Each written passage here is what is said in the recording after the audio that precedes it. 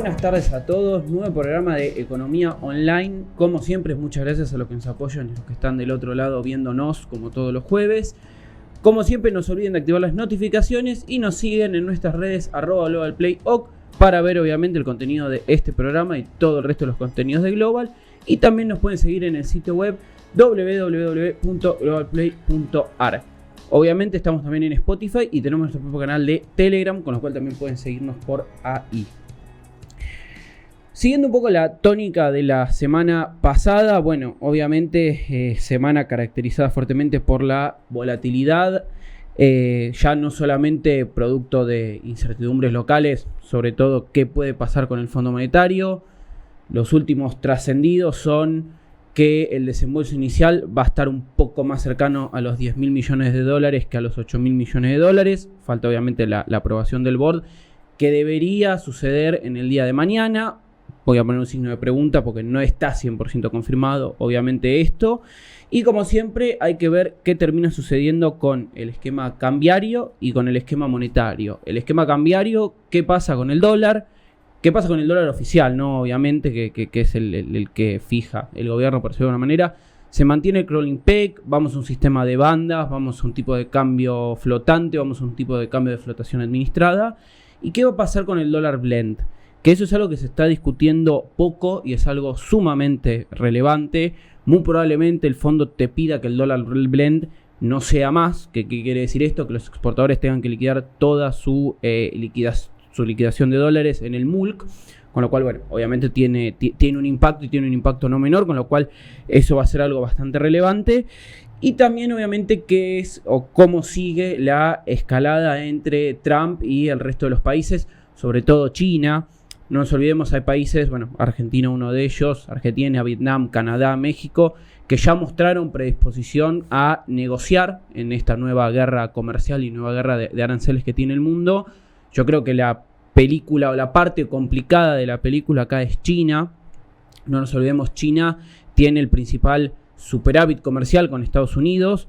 China y Estados Unidos son los principales comerciantes en el mundo a nivel comercio, y China tiene una herramienta un poco dura para atacar los aranceles, que bueno, puede ser obviamente ponerle también o imponerle aranceles a Estados Unidos, pero sobre todo con el tipo de cambio, que puede devaluar, porque es algo que ya ha hecho China en otras oportunidades, devaluar su moneda para contrarrestar los aranceles.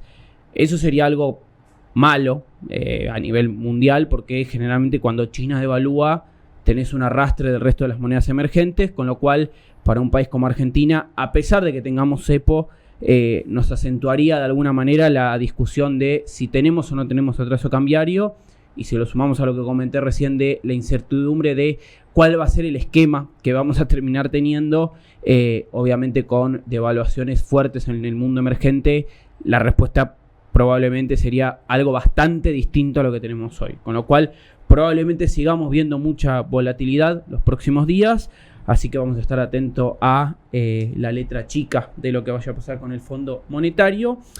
Pero el programa de hoy vamos a hablar de dos sectores, o mejor dicho, de un sector y de un activo que tuvo bastante relevancia en los últimos días también, que es todo el mundo de las cripto y los criptoactivos.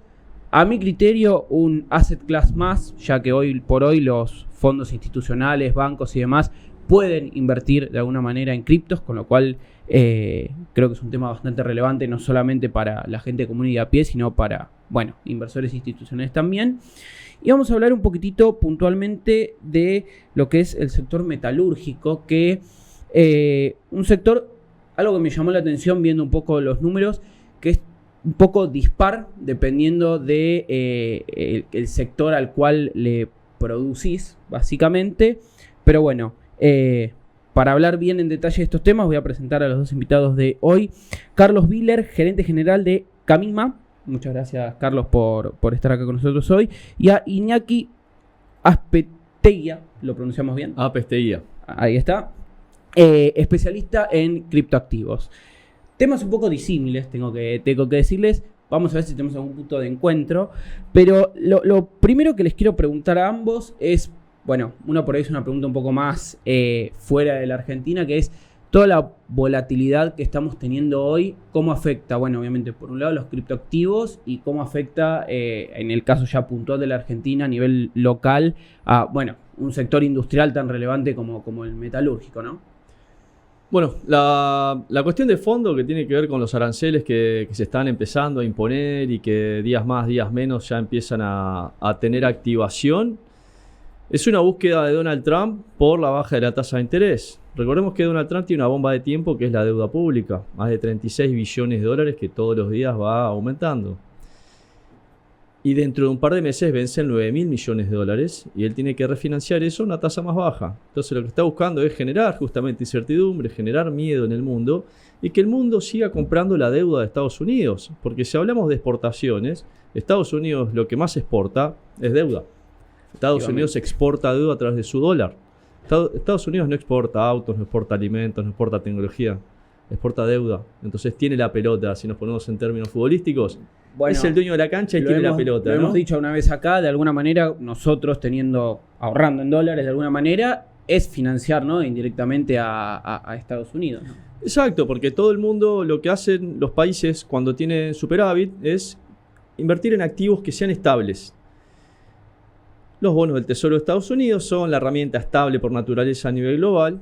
En el corto plazo, podríamos decir, a larga reserva de valor, sabemos que es el oro. Y ahí es donde Bitcoin empieza a tomar un rol a veces un poco más fuerte como reserva de valor. ¿En qué beneficia a las criptomonedas que esta pelea de fondo por bajar la tasa de interés termine teniendo éxito por el lado de lo que quiere Donald Trump? Que al bajar la tasa de interés aumenta el apetito por inversiones de riesgo. Entonces esto puede jugar muy a favor de las criptomonedas. ¿Qué ante una incertidumbre? Por supuesto, todos los mercados bajando.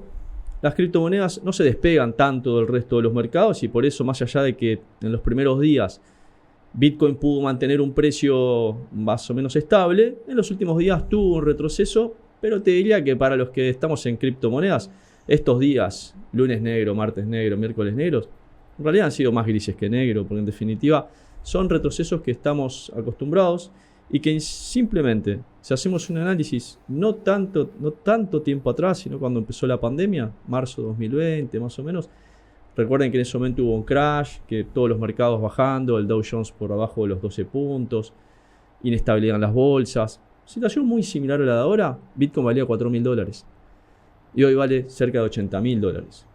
Entonces, el mercado de cripto ha sabido responder muy distinto, pero sobre todo Bitcoin. Bitcoin ha logrado un posicionamiento, como bien decías vos, desde el punto de vista de ser una inversión institucional ya. Ya se puede comprar Bitcoin en la bolsa, en Estados Unidos. En Argentina se puede comprar a través de CDR, si bien con otro volumen, un mercado más chico. Pero convengamos que ante esta cuestión del arancel, también las criptomonedas son exentas de aranceles. Entonces, en definitiva, es un mercado que está moviéndose quizás un poco por la tangente de por dónde están impactando todos estos anuncios en el resto de los mercados. Carlos, para meternos un poco más en economía local, hay una realidad que es, tenés hoy dispar, pero tenés un contexto de recuperación económica. ¿Cómo es la recuperación dentro, bueno, puntualmente de lo que es el sector metalúrgico? En general, el sector metalúrgico, llamemos que es una industria de industrias, abastece a distintos sectores de la economía y de la producción. Por lo tanto, tenemos dentro de nuestras empresas que representamos, las empresas metalúrgicas, un panorama muy variopinto. Fundamentalmente, lo que hoy existe, hay cierta recuperación con respecto a lo que sucedía en el año, a principios del 2024, en el primer trimestre, y se da fundamentalmente en los sectores como agroindustria, fundamentalmente porque ahora empieza la cosecha de la cosecha gruesa. Entonces, bueno, ahí el sector se empezó a invertir como para estar en condiciones para esa situación. Y otros sectores que están, digamos, en franco crecimiento y con buenas expectativas es oil and gas y minería. Después puede haber, por el tema de una mayor facilidad en importaciones, algún crecimiento en bienes de capital, y hay sectores que están a la baja. Hoy automotores está un poco a la baja, principalmente porque Brasil está menos demandante de vehículos que lo que sucedía anteriormente, y hay otros sectores como fundición que está en franco retroceso, esperando una mejor actividad dentro del sector. Después, en general, digamos que la ola de situación complicadísima que fue el primer semestre de 2024 se atenuó un poco, empieza a haber un crecimiento en términos interanuales y con meses anteriores. Obviamente, ante un 2024 desastroso, cualquier incremento en el 2025 uno lo ve con buenas expectativas, ¿no? Pero fundamentalmente lo que estamos viendo es eso. Y un poco retrocediendo al tema aranceles que estabas mencionando, el tema aranceles fundamentalmente afecta tanto al sector acero, producción de acero, grandes siderúrgicas, de China, Sindar, y a aluminio, Aluar. Y dentro de esos dos sectores, al que en mi opinión más afecta sería al tema de Aluar, porque Aluar tiene una gran cantidad de exportación en su producción y gran cantidad de esa exportación se dirige al mercado americano. Bueno, de hecho, estoy recordando allá cuando estaba Macri en su momento que también hubo una negociación con Trump. Creo que precisamente uno de los puntos que se extravaron fueron limones, que sobre todo eran San Miguel, y también las exportaciones de Aluar, que nos habían dado un cupo que era prácticamente el total de las exportaciones que tenía la Argentina a Estados Unidos. Y tengo entendido que ahora lo que se quiere negociar es algo del mismo índole. Algo similar. En el tema acero, Techint está distinto preparada porque tiene planta en Estados Unidos. Entonces, bueno, la situación es, yo veo bastante opuesta a lo que es Aluar. Es verdad, todos recordamos el tema de los limones, no recordamos mejor el tema de... Bueno, que de hecho Trump le preguntó medio en chiste y medio no a Macri en ese momento si tenía algo un poco más para discutir, porque bueno, las exportaciones de limones están perfecto igual, pero bueno, como si tenía temas un poco más elevados para discutir.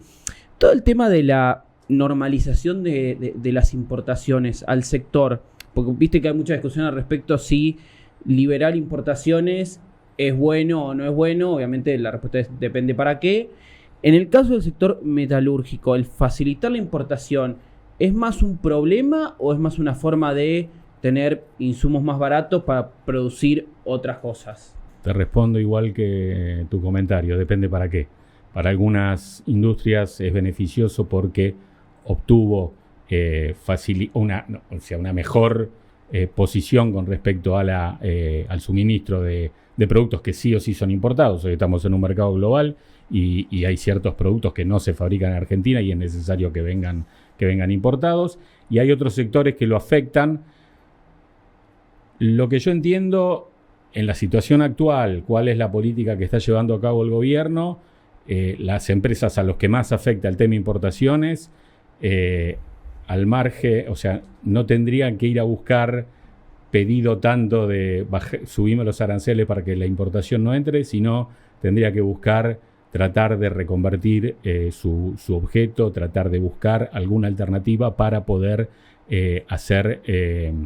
continuar adelante, porque va a ser difícil que en el mediano plazo la situación o la política económica que está manejando el gobierno, y en este caso la política de apertura comercial que quieren proponer y que hoy existe en el mundo, es difícil que vaya para atrás. Así que entiendo que deben tratar de reconvertirse y buscar alternativas para poder surfear la ola de una manera más cómoda.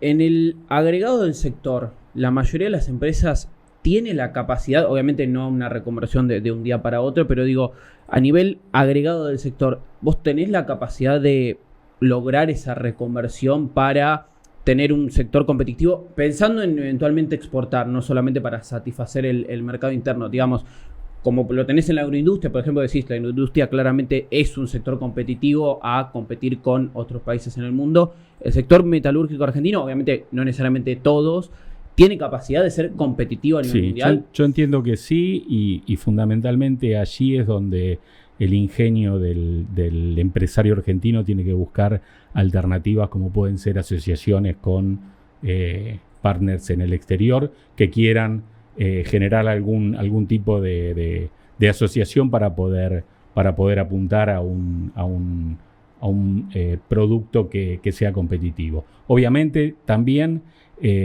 hay que trabajar, hay dos maneras de mejorar ese esa situación. Una es trabajar puertas adentro de la fábrica, que es productividad, mejorar tus costos, trabajar en mejorar tu equipamiento y en mejorar tus sistemas productivos. Y otro es ser competitivo. Y ser competitivo, hoy el aspecto que más necesita la industria, entiendo, es una reforma impositiva, una reforma laboral que le permita ser competitivo también para hacerlo puertas afuera del país.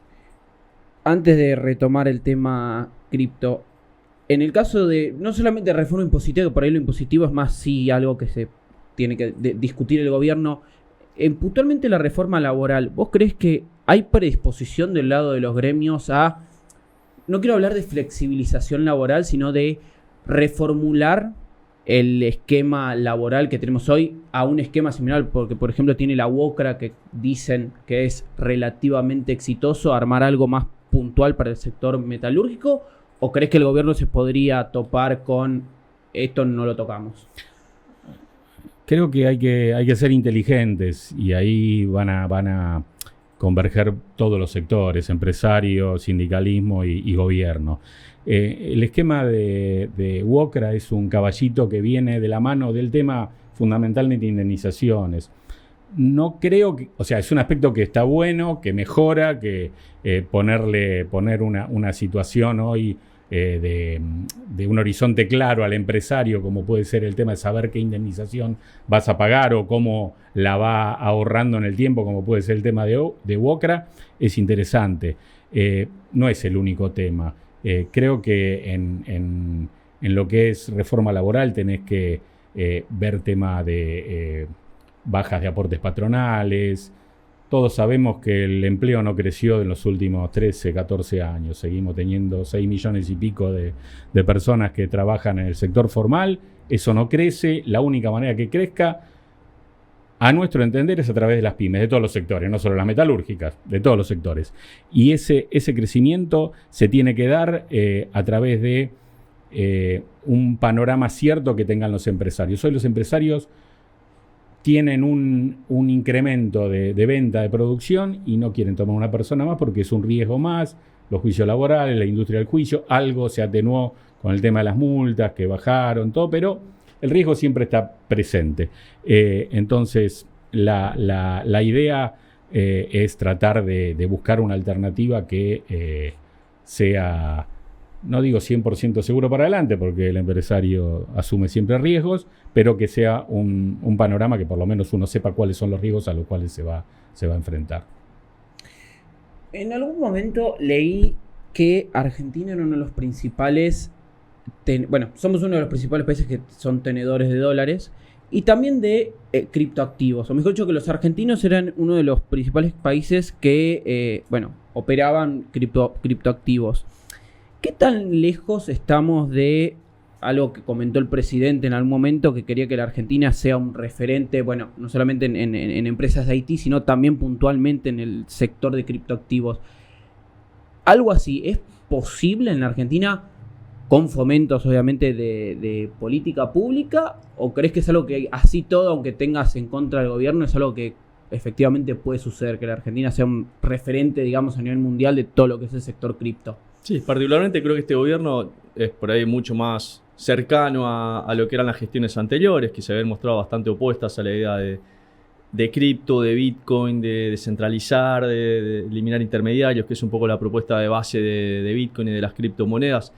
Argentina, hay algunos datos importantes. Argentina tiene más de 10 millones de argentinos que han comprado alguna vez criptomonedas. Es un número enorme, mucha gente ignora que realmente hay una adopción increíble en Argentina de criptomonedas. Ahora, no significa que eso sea compra de Bitcoin. Una de las grandes, o el mayor uso, son los dólares cripto. Es decir, comprar dólar cripto. En estos días se ha aumentado mucho la demanda de dólares por la inestabilidad que hay, por el aumento de la inflación, por la baja de las tasas. Me agrego yo como comentario, muchas veces cuando queremos ver qué es lo que puede llegar a pasar mañana, tenemos abierto el panelcito de cotizaciones de dólar cripto, y más allá que obviamente que es un mercado relativamente pequeño, te da cierta idea de, demandan dólares, no demandan dólares. Exacto, una de las particularidades que tienen las criptomonedas, y por eso ha tenido mucho éxito el dólar cripto en Argentina, es que se puede operar 24/7, de lunes a lunes. y ha sido muy bueno para distintos momentos de inestabilidad donde surgían las situaciones los fines de semana, sobre todo en momentos de elecciones. Cuando ganó Javier Milei la primera elección, recuerden ese domingo que fue bastante caótico, se disparó todo y el único dólar que se podía operar era el dólar cripto. Aparte de otras ventajas que tiene la tecnología en términos de menores restricciones, mayores facilidades financieras, y sobre todo porque es un dinero que ya automáticamente es global. Esa es la gran diferencia que tienen las criptomonedas con respecto a comprar un dólar anclado a alguna cuestión local. Aparte, Argentina es uno de los países con mayor desarrollo a nivel ecosistema en términos de startups que producen soluciones para el mundo hay una cripto. startup que ahora no me acuerdo el nombre, que creó un token, básicamente, que, por ejemplo, podías comercializar soja vía ese token. Exacto. Que para extrapolar temas criptos a algo bien local, que es, bueno, básicamente la soja, que es nuestro principal producto de exportación, cómo tenés desarrollos en ese sentido. Sí, tal cual. Ahí tocaste un tema que es la tokenización, que eso todavía está viendo, es bastante incipiente la historia de la tokenización, pero ya se está posicionando como uno de los sectores dentro de cripto que más impulso va a tener en los próximos años. La tokenización básicamente, ¿qué es? Es convertir un activo en algo digital, trazable, fraccionable. Entonces, por ejemplo, si yo quiero comprar, vamos al sector metalúrgico, ¿no? Quiero comprar una máquina. En vez de tener que pagar los $10.000, yo puedo pagar una fracción de esa máquina. Puedo pagarlo como si fuesen cuotas, ¿no? O voy a un edificio y compro metros cuadrados. Ahora, existen modalidades ya de compra de unidades mínimas de activos. El tema es que existe a través de un activo que tiene como respaldo una tecnología que es pública. ¿Por qué? Porque una de las tecnologías que corre por atrás de las criptomonedas, que es blockchain, es una base de datos abierta, pública, trazable. Y eso acelera mucho los procesos. No necesitas tantos intermediarios en términos de que alguien venga y certifique tal cosa o alguien ponga un sello de tal cosa o que, como estamos acostumbrados en Argentina, haya tantas oficinas para ir. Menos burocracia. Menos burocracia. Así que en ese sentido las criptomonedas nacen con ese objetivo y la tokenización es justamente abrir el mundo a que todo sea un activo digital. ¿Todo va a ser un activo digital? No. ¿Todo va a tener éxito? No. Va a empezar en función de la adopción, que es el tema clave. Argentina eminentemente es un país agroexportador. Entonces, por lógica, un proyecto que apunta a tokenizar el agro, digamos que está bien rumbeado y un poco a las claras habla el éxito que tiene ese proyecto que mencionaste. Eso permite, por ejemplo, que una persona pueda invertir en soja en Argentina en distintas instancias desde afuera y quizás invirtiendo una mínima fracción, $100.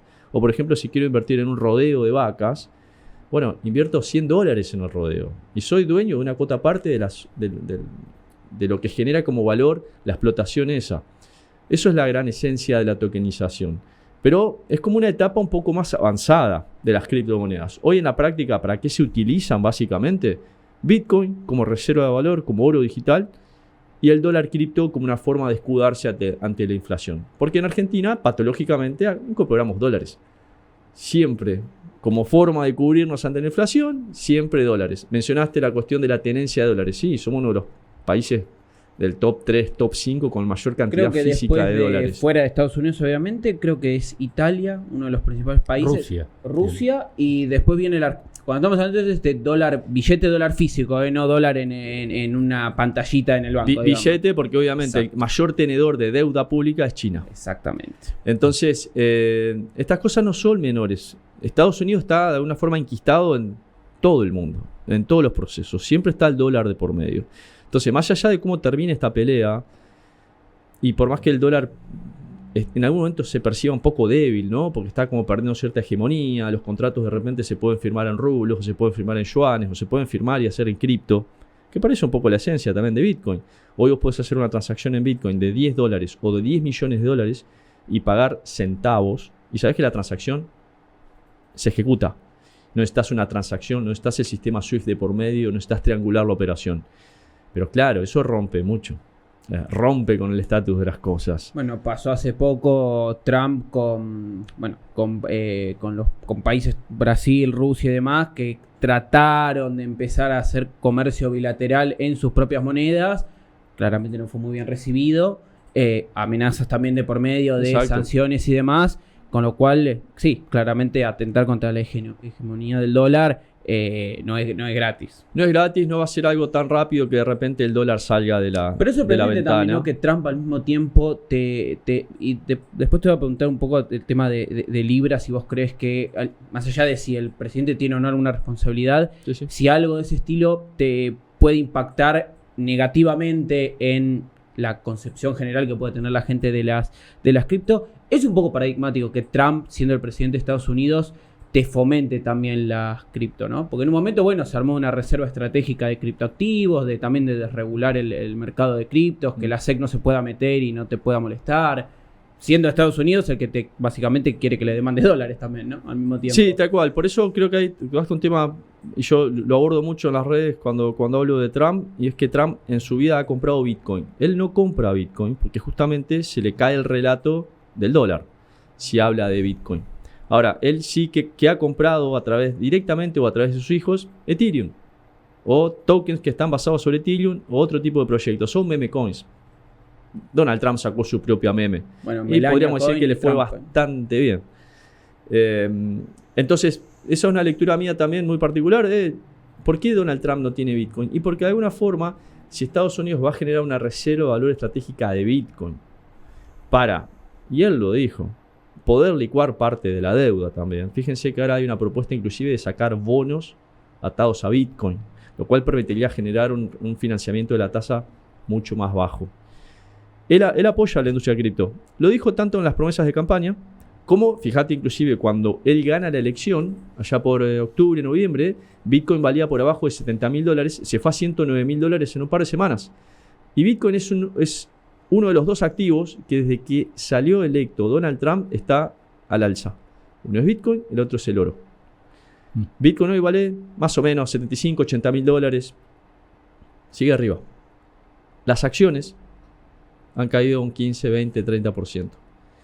Y encima con la cuestión arancelaria, donde vos tenés un Nike, por ejemplo, que bajó un 60% la acción. Porque claro, la mano de obra, los productos, los insumos, Taiwán, con un 45-50% de arancel, con toda la complejidad que hay, bajan.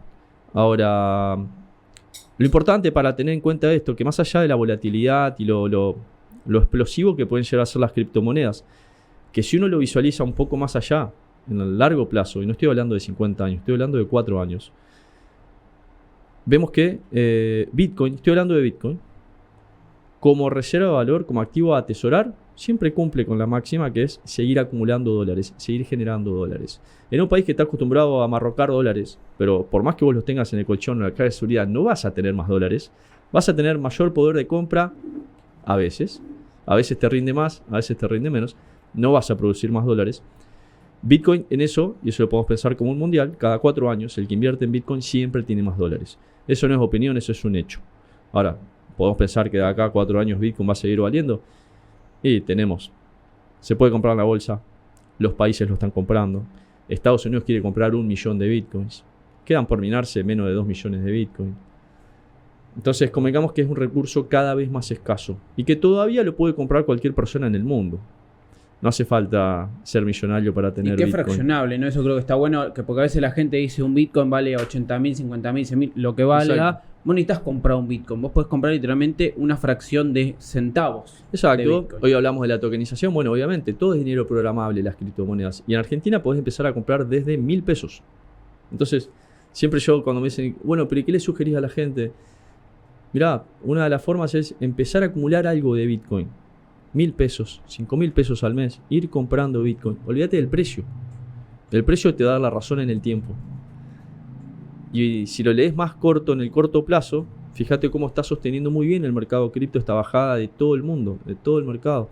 Estamos viendo situación hay mucha gente que no toma noción de esto. Estamos en una situación histórica de los mercados. Crash que se suceden cada muchos años. Y crash, te diría, no generado por una crisis estilo 2008 o los 2000, sino de un poco autogenerada. No quiero decir autogenerada Como inducida, ¿no? Claramente, Inducida explícitamente. Claramente Trump tiene una idea política por detrás, que esto es idea mía.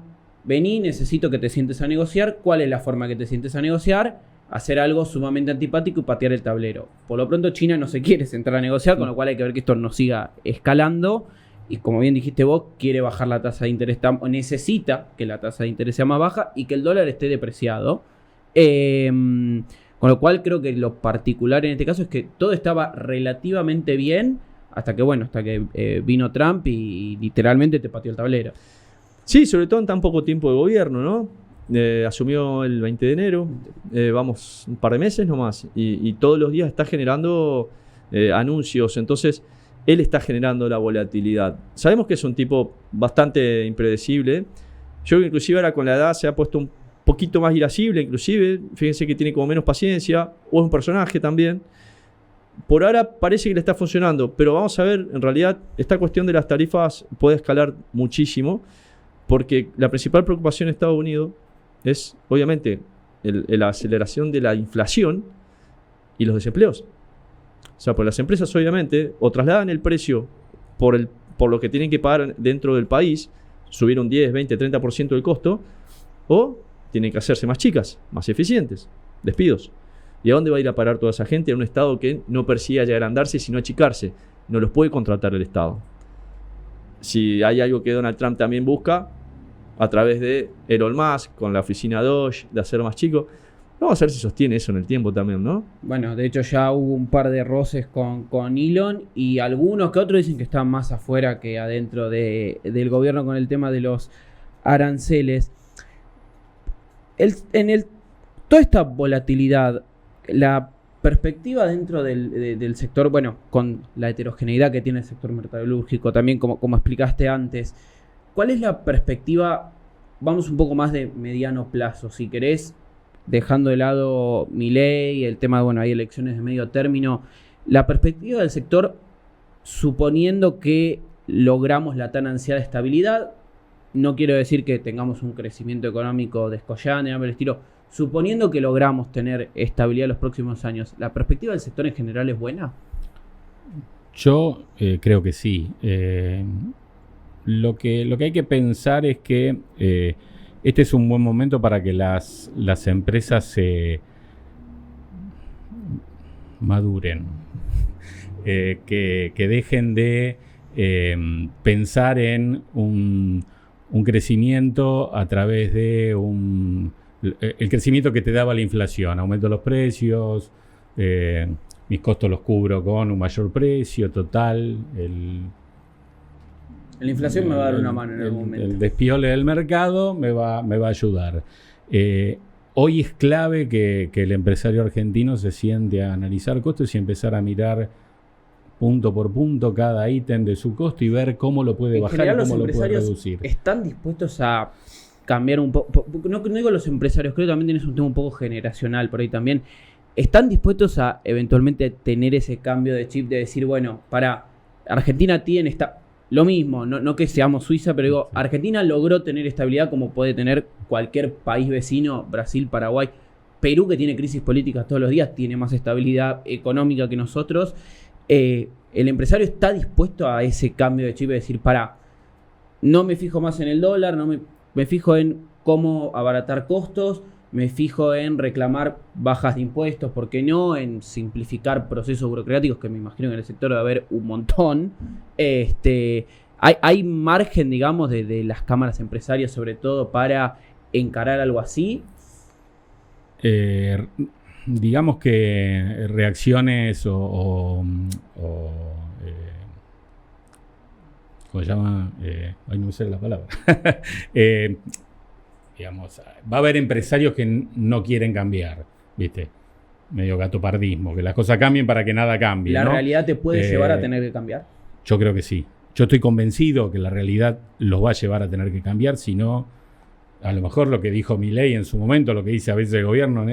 O cambian o desaparecen, es demasiado fuerte y es muy del estilo Milei, que lo podemos comparar con lo que comentaba recién de Trump. Son tipos que tiran de la cuerda muy fuerte.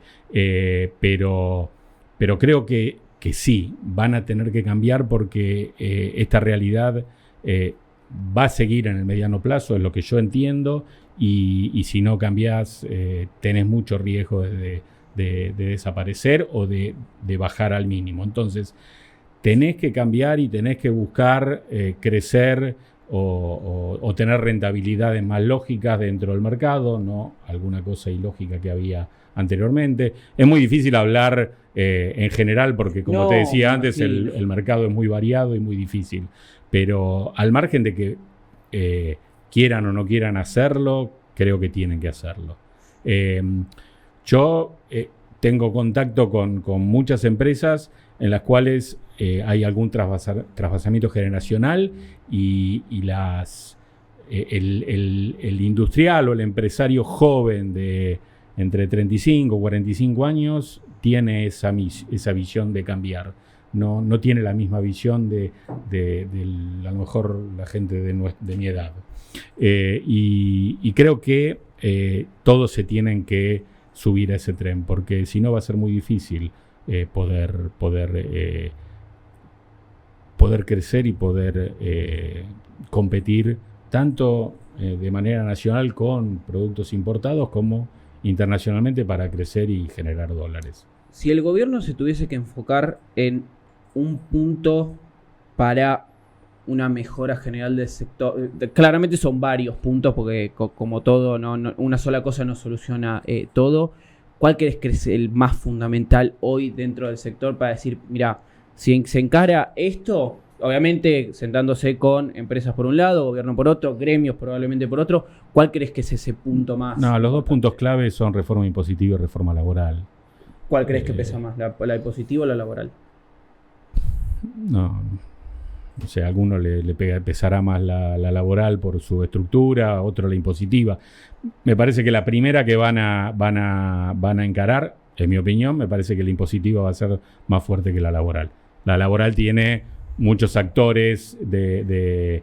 Más o menos, ¿cuál es la carga? Obviamente, claramente hay mucha informalidad como en todos los sectores en la Argentina, con lo cual sé que eso puede distorsionar las cuentas. Sí. Más o menos, ¿cuál es la carga impositiva que afronta una empresa? No te puedo decir un promedio, pero las automotrices 50%, 51, 52%, o sea, del precio es la mitad de es son impuestos. Sí. Y en promedio en otras actividades metalúrgicas, te estoy hablando, 30, 35% seguro se lo lleva el impuesto, habiendo algunos impuestos más distorsivos que otros, como puede ser, ya lo sabemos todo, ingresos brutos, bueno, lo discutimos cheques, el programa pasado. Todo el tema de tasas. El gobierno nacional puede hacer muchas reformas a nivel impositivo, pero tiene un núcleo de impuestos, un espectro de impuestos acotado, de los famosos 160 y pico que hablan siempre. 10 impuestos en la Argentina pesan, estamos hablando a nivel nacional, no a nivel provincial, 10 impuestos son el 90% de la recaudación. Yo creo que ahí se puede trabajar fácil. Lo que pasa es que si no hay una reforma fiscal general y no hay un pacto fiscal a nivel provincias, va a ser difícil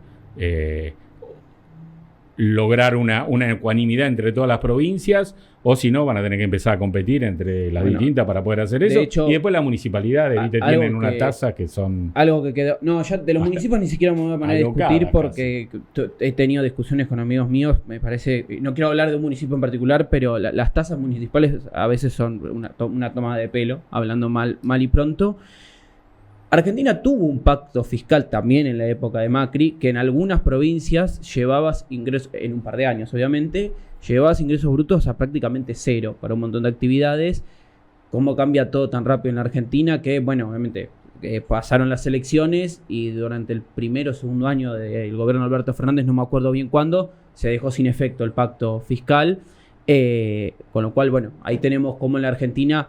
Algo que en el concepto estaba bien, después podemos discutir si tendrías que haber sido más agresivo en ese pacto fiscal o no, como los mismos gobernadores que en un momento te dijeron sí a un acuerdo, después en otro gobierno te dicen no, vamos a darlo para atrás, y ahora nuevamente tenés gobernadores que aparentemente están dispuestos a charlar un nuevo pacto fiscal. Hay que ver obviamente qué tan duradero y sostenible en el tiempo es eventual. Bueno, el mismo Macri fue el que sacó bienes personales y fue el que lo reimpuso en el mismo año de gobierno. Yo entiendo que se tiene que sostener con una ley de coparticipación diferente y hay algunas alternativas que se están trabajando, el famoso super IVA, distintas alternativas que son positivas porque cambian el concepto del tipo de impuesto que es. El impuesto del IVA no es un impuesto en cascada, vos tomás crédito fiscal, débito fiscal y vas haciendo distinto crecimiento de eso y poder repartir en coparticipación eso.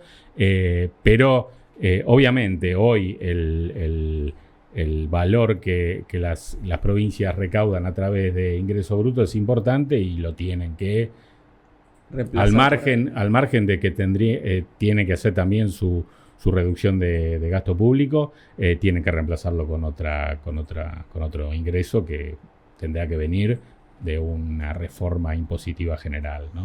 Y en lo referente a laboral, obviamente hay que hacer cambios.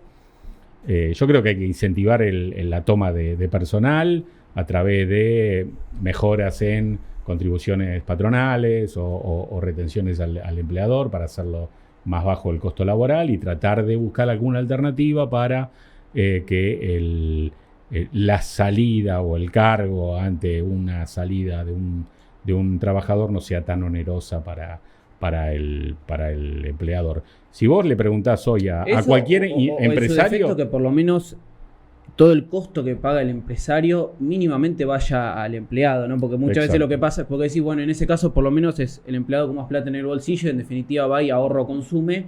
Acá gran parte de lo que se le paga al empleado, tanto el empleado como el empleador, se lo queda la FIP, bueno, ARCA, hoy por hoy, con lo cual...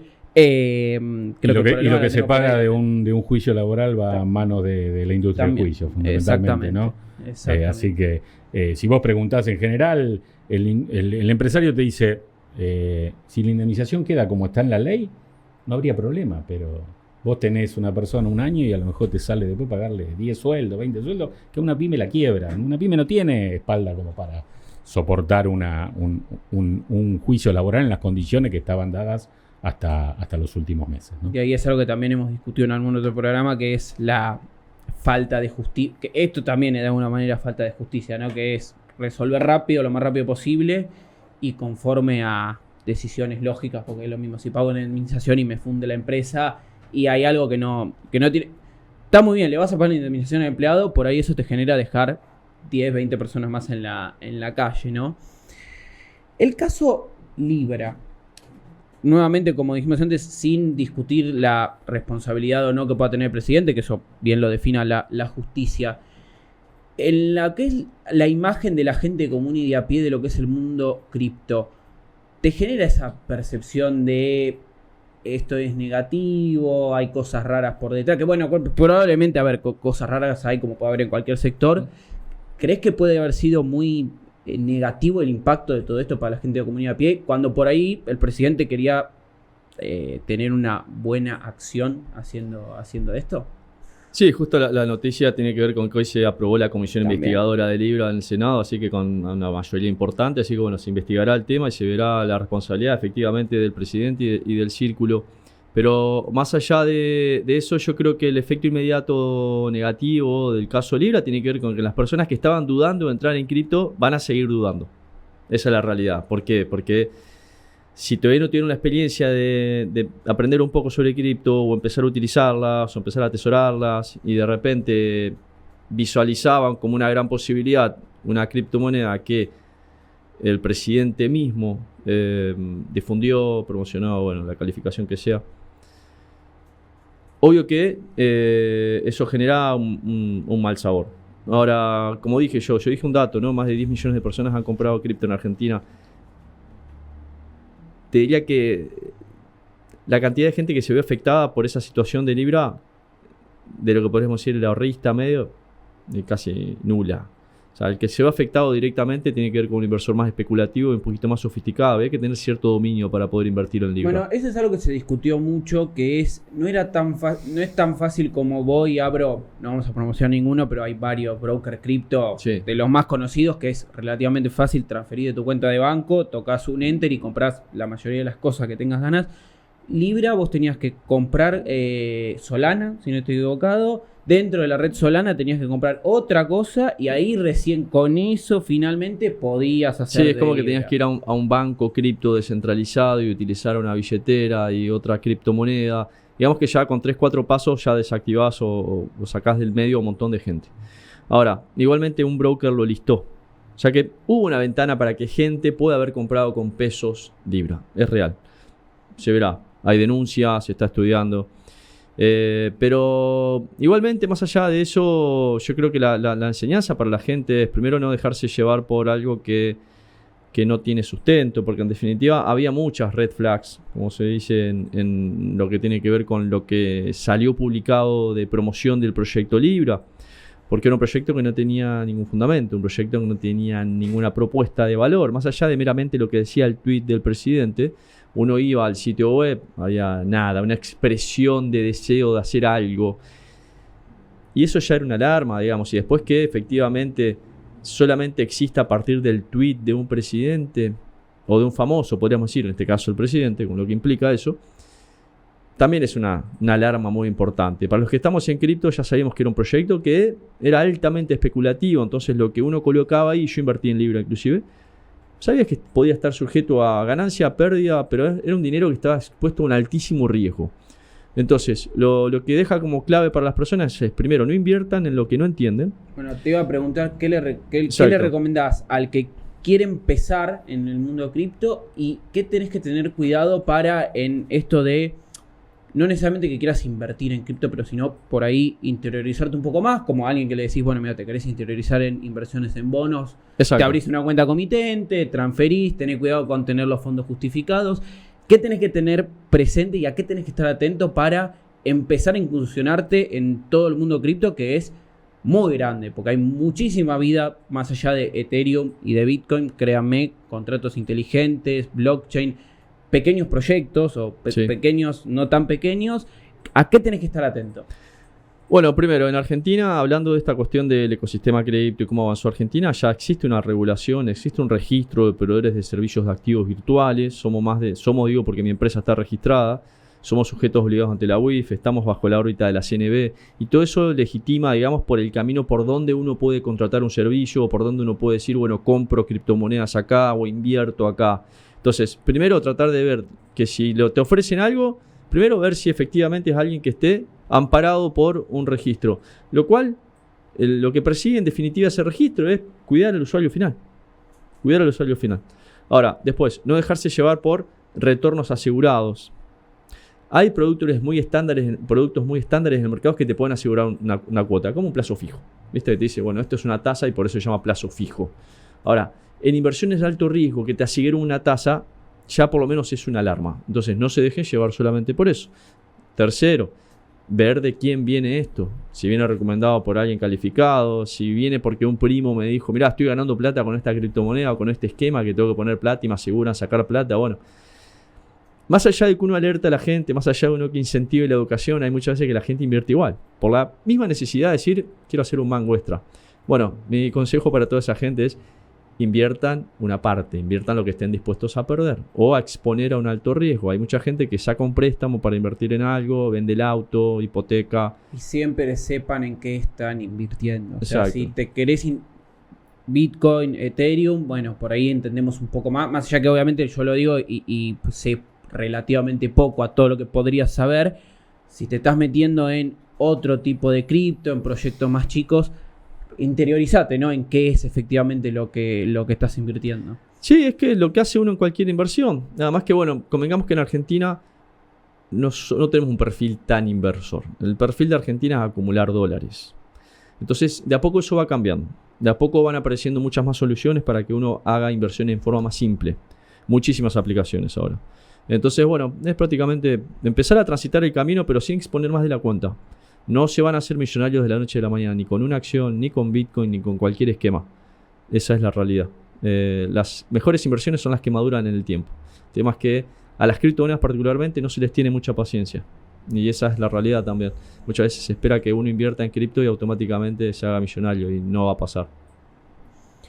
Te hago la última pregunta, Carlos, que es, ponete bien en los zapatos de el empresario tipo o más tipo del sector metalúrgico. ¿Qué crees que es lo que piensa en este momento viendo, bueno, quilombo de aranceles, quilombo de si está de acuerdo con el fondo o no, que hay comisión investigadora en el Congreso, para la toma de decisiones? ¿Qué crees que espera el empresario tipo para decir, bueno, me siento y invierto en una máquina más. Dejemos de lado contratar gente, que por ahí es una discusión un poco más, en meterle más tecnología en la planta, cambiar los fierros, expandirme, comprar otra planta. ¿Qué crees que tiene que pasar para que efectivamente me siento y te digo, voy a comprar una máquina nueva, o me compro una planta, o invierto en una planta nueva? Para mí hoy claramente es un momento de wait and see, ¿viste? Esperá, mirá y ver cómo se desarrolla todo este terreno barroso en el cual estamos inmersos, tanto sea productivo como financiero, ¿no? Y monetario. Tiene que salir el acuerdo con el FMI, tiene que ver cuál va a ser el primer desembolso importante, como comentabas al principio vos. Y ahí mirar, cuando esa situación se den esas cartas y establezcamos un panorama un poco más cierto y más claro, tiene que empezar a haber un mayor nivel de crédito, y ahí el empresario tendrá que buscar, con cierto riesgo, no con tasas americanas, pero sí con tasas lógicas para Argentina, poder invertir. Hoy lo que falta es crédito. La inversión mediana se apalanca en crédito, y si no tenés crédito, hoy el empresario argentino no va a sacar plata de su bolsillo para ponerlo en una nueva inversión, porque está esperando, está mirando a ver qué pasa. Después sí, invertirá, arriesgará, tomará un crédito y verá cuál es la situación.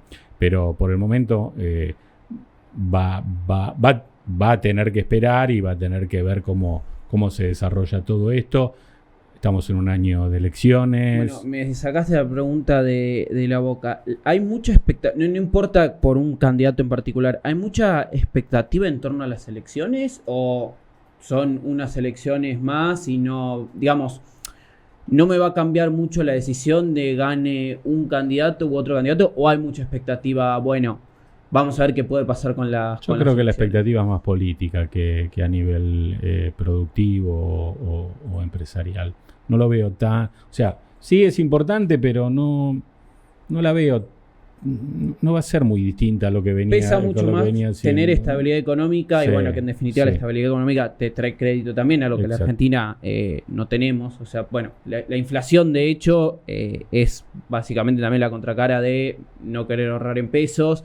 El no tener ahorro en pesos te implica que también no tenés préstamos en pesos, o no tenés préstamos de largo plazo en pesos, como mucho es préstamo de capital de trabajo de un par de meses y dejemos de contar.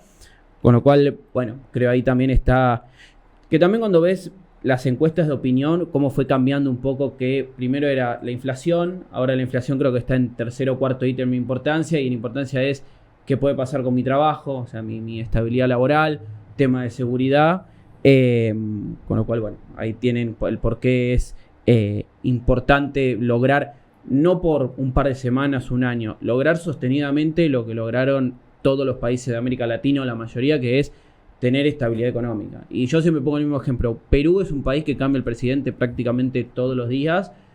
Obviamente Argentina tiene mucha más espalda que un país como Perú. Perú tiene relativa estabilidad económica. El sol peruano vale más o menos todos los días lo mismo, no tienen inflación, y sobreentiendo que un empresario en Perú puede mínimamente hacer una pequeña proyección en un Excel, que es algo que acá en Argentina no... Bueno, pasamos de que los presupuestos durasen un día, 2 días, 3 días, a ¿cuánto puede durar el presupuesto? Un mes, ponele, que más o menos decís, bueno, de un mes al otro no te voy a tener que ajustar mucho los números. Bueno, Carlos, muchísimas gracias por venir, Iñaki, lo mismo. Y bueno, a los que están del otro lado, como siempre, muchísimas gracias por vernos como todos los días, muchísimas gracias por el apoyo también. Nuevamente, no se olviden de activar las notificaciones, seguirnos en nuestras redes @globalplayoc o en el sitio web www.globalplay.ar. Muchas gracias, nos vemos la semana que viene a la misma hora y por el mismo canal.